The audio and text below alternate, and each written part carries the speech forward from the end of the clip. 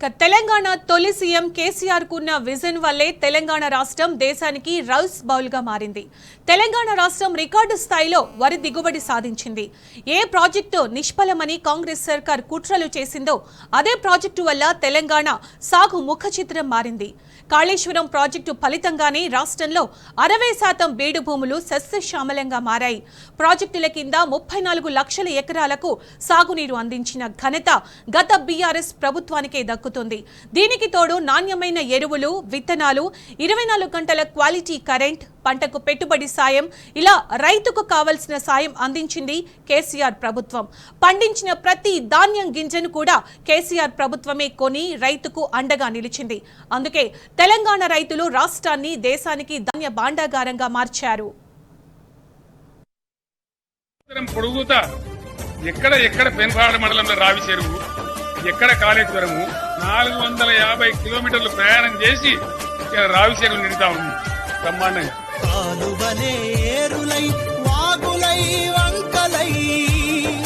సృష్టికి ప్రతి సృష్టి చేసి ప్రకృతితో గెలిచి నిలిచే కాళేశ్వరము, కాళేశ్వరము, కేసీఆర్ కలల పంట కాళేశ్వరము.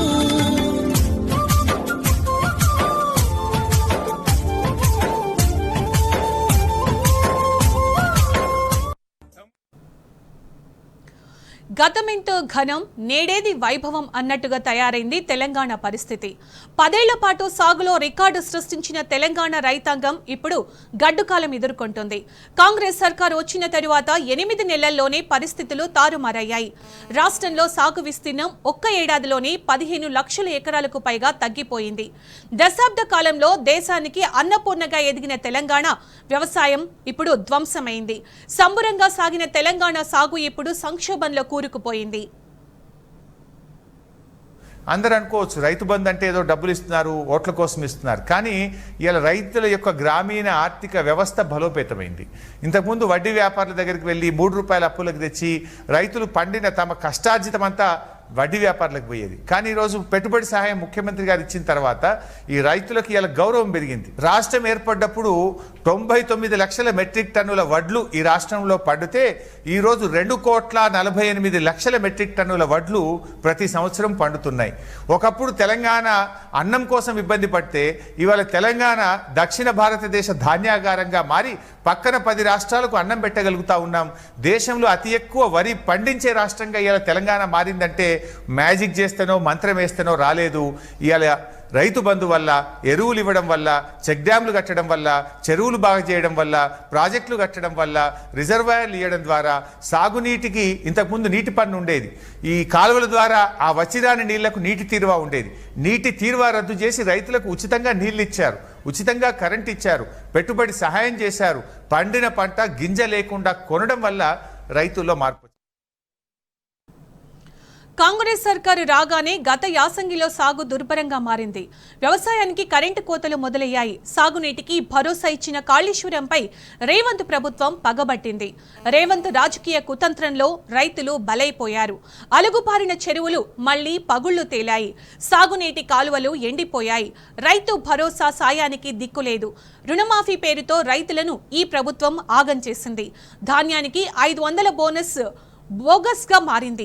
ఆదిలాబాద్ నుంచి ఆలంపూర్ వరకు అన్నదాతల పరిస్థితి దయనీయంగా మారింది. ఎరువులు, విత్తనాల కోసం రైతులకు తిప్పలు మొదలయ్యాయి. క్యూ లైన్లలో పాసుబుక్కులు, చెప్పులు దర్శనమిచ్చాయి.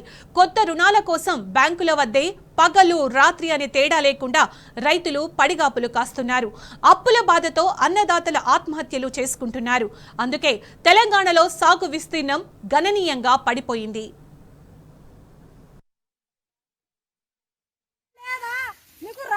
ఇప్పుడు ఆశ చేయకుండా బోర్ కొట్టకుండా అని చెప్పిండా ఒక మాట మాకు. మీ ఎమ్మెల్యే పట్టించుకుంటలేడా? బోర్లు దుమ్ము లేసిపోయినాయి.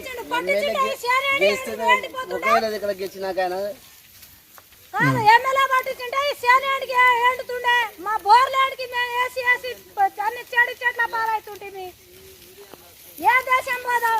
ఏమన్నా మాకు ఏమన్నా జాబ్ ఆఫీస్ లాకి వెళ్ళి ఊడ్చనికన్నా పనికి పెట్టిండా? మేము స్కూల్ నేర్చినా మేము ఏది పనికి చేయటం మేము మా అన్న ఏ పనికి చేతగాను రైతులు మేము చేదన్నా చేసుకొని బతుకుతాం. ఆ చేనులు కూడా ఎండిపోతున్నాయి. ఇప్పుడు ఏం చేయాలి మేము? ఏ దేశం